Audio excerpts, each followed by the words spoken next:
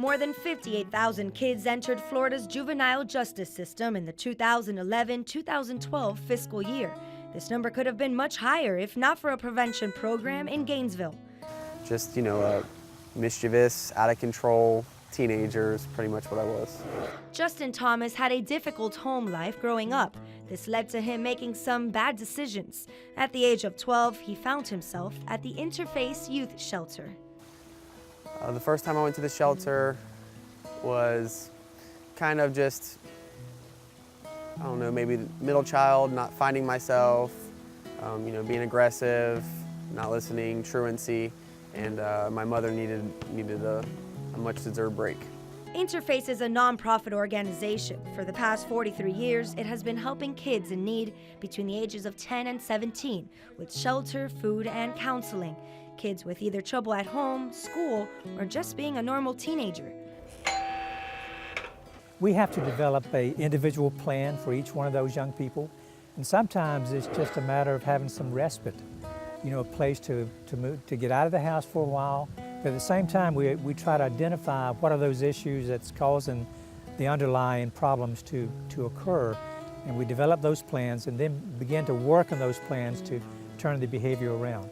In 2012, Interface provided residential services to almost 500 kids in the 3 shelters in Florida. Interface Youth Shelter is part of the Florida Network of Family Services. There's about 30 shelters just like this one across the state. The organization's goal is to prevent any of their kids from ending up in the juvenile justice system. Interface is mostly funded by the Juvenile Justice Department. Anytime you're working with human behavior, you can't say 100% of the time, we're going to change behavior. But if you look at our success rate over the years, and again, we go back many years, the success rate in terms of making sure that youngsters are returned to their family, reunited, that they're not involved in the juvenile justice system at the time they're in our program, or are not involved in criminal behavior a year after they leave our program. All of those kind of criteria we meet in excess of 90% of the time. The average time a child stays at the shelter is 20 days. Staff members provide 24-hour supervision. So their role really is one of sometimes parent, sometimes mentor, sometimes educator, whatever the situation might involve. And after 4 different visits to the shelter growing up, Thomas is grateful to those mentors, educators, and friends. His story is one of the successful ones written at Interface. Thomas is now on the other side of trouble. He's a local police officer in Gainesville.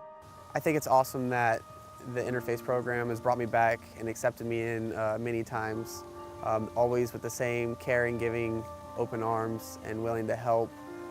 They didn't give up on me. I am very grateful that Ms. Cassandra and her employees definitely stuck with me and befriended me and really took me in. It definitely says it's all worth it, without a doubt. When the kids do come back and we have our encounters with them, not just here, but we run into them in the community also, it gives us an opportunity to say, hey, it's working. It really does work. The kids that stay at Interface all have different stories and reasons for being there, but the staff at Interface all share one goal: to see them succeed. According to the program's yearly report, 97% of the kids who came here for help successfully completed the program. For Comcast Newsmakers, I'm Alex DeArmas in Gainesville, Florida. Thanks for watching.